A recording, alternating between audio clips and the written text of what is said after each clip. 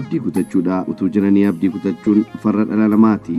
Namni lubbuun jiru utuu soorrata nyaatee jiraatu abdii kutata taanaan mataa isaatis, maatii isaatis, biyya isaatis, addunyaa irra jiraatuufis ba'a sodaachisaa ta'a. Namni haalota adda addaarraa ka'ee abdii kutata. Gaafa hojjetee milkoomina dhabu, gaafa baratee milkoomuu dhabu, gaafa jiruuf jireenya keessatti yaalii adda addaa godhee yeroo fiixaan ba'umsa dhabu, gaafa dhukkuba hamaa dhukkubsatu nan du'a kana booddee jiraachuu hin danda'u naa dhumeera jedhee abdii kutachuu danda'a. Yeroo seexanni qaawwa keenyaa fi hirruu keenya nu lakkoofsisu kanan qabdu sanan qabdu jedhee nutti agarsiisee akka gungumnu nu godhu duukaa bu'annee gurra keenyaaf qalbii keenya ergisuu hin qabnu. Sababiin isaas inni jireenyatti abdii nu kutachiisa. Akka nuti hojii isaa hojjennu karaa banaa jira waan ta'eef. Namni addunyaa kanarraa nyaatee dhugaatii ishee dhugee biyyoo addunyaatti irra miilla isaatiin deemee oksijiinii tolaatiin faayidaa guutuu argachaa ofii isaatii faayidaa dhaba. Kanaaf addunyaan kun karaa nama kanaa kisaaraa olaanaa keessa jirti jechuudha. Adaraa kee obboleessa koo hamma hafuura baafattutti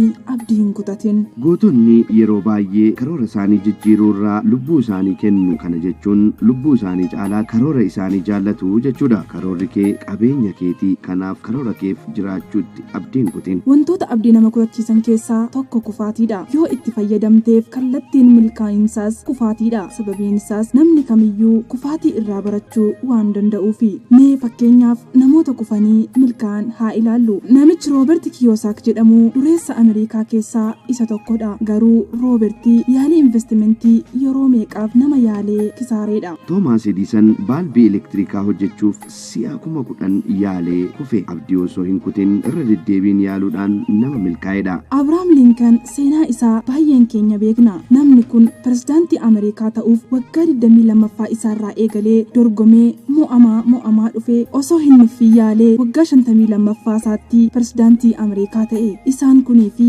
kanneen biroon obsumaan irra deddeebi'an malee waan kufaniif karoora isaanii hin fannifne. Kanaafuu abdii kutachuutti wanti si oofu diina kee isa karaatti si hambisuu barbaadu qofaadha. Hin gawwamin. Ati michuu amanamaan waaqa kee gaditti karoora kee akka ta'e hubachuun yoo kuftellee hin gadhiisin wajjin kufii ka'in malee. Utuu waan meeqaaf abdatamtuu haalatti amantee karaa dhaabbattee hafta. Matumaa karaa dhaabbachuuf dhiisuun suma harka jira. Haala yeroon jijjiirutti hirkata taanaan utuu ija hin godhatin hafta. Seenaa kees biddeen ati nyaattee balleessitee fi boolla awwaalaa isa si abaaraa hafu qofaatu yaadata. Haala ilaaltee abdiin kutatiin ammas abdiin kutatiin har'a hiyyeessa yoo taate borni soromta. Har'a uffata gahaa hin qabdu yoo ta'e borirraa hafaa qabaatta. Miilla qullaa deemta yoo ta'e bor kophee jijjiirrattee keewwatta. Har'a hojii hin qabdu yoo ta'e bor hojjetaa hedduu qacarta. Har'a namni si jaallatu hin jiru yoo ta'e iyyuu bor baay'ina fira keetiif dhiphatta. Har'a utuu biyyi kolfuu yoo boosse iyyuu bor yeroo biyyi boo'u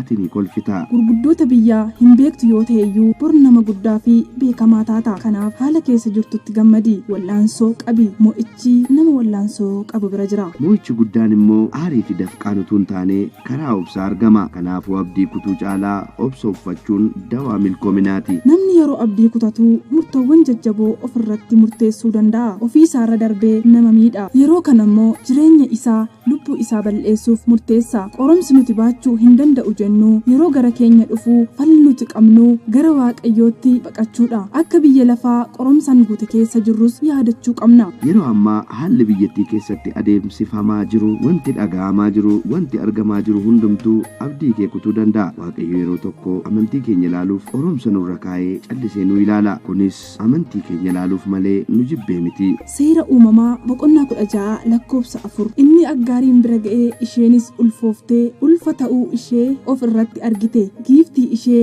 ulfina dhawwatte. Saaraan kana irratti Abrahaamiin anatti balleessuu ishee kanatti situ gaafatama. Ati hojjettuu koo ofitti akka qabduuf anatu siif hayyame. Isheenis ulfa ta'uu ishee erga of irratti argite ana in tuffatte. Waaqayyo anaa fi si gidduutti haa faradu jette. Abrahaam yommus Saaraan kunoo hojjettuun kee harka kee keessa jirti. Waanuma gaarii ta'ee sitti mul'ate godhii jedheen. Ergasii Saaraan hojii jibbisiisaadhaan gad ishee qabde. Aggaar immoo ishee jalaa hin baqatte. 15 irratti akkas jedha. Aggaaris Abrahaamiif ilma hin deesse. Maqaa ilma isaa isa Aggaar deesse sanaa Ismaa'eel jedhee in moggaase. Ismaa'eel jechuun Waaqayyo ni dhaga'a jechuudha. Macaafa qulqulluu keessatti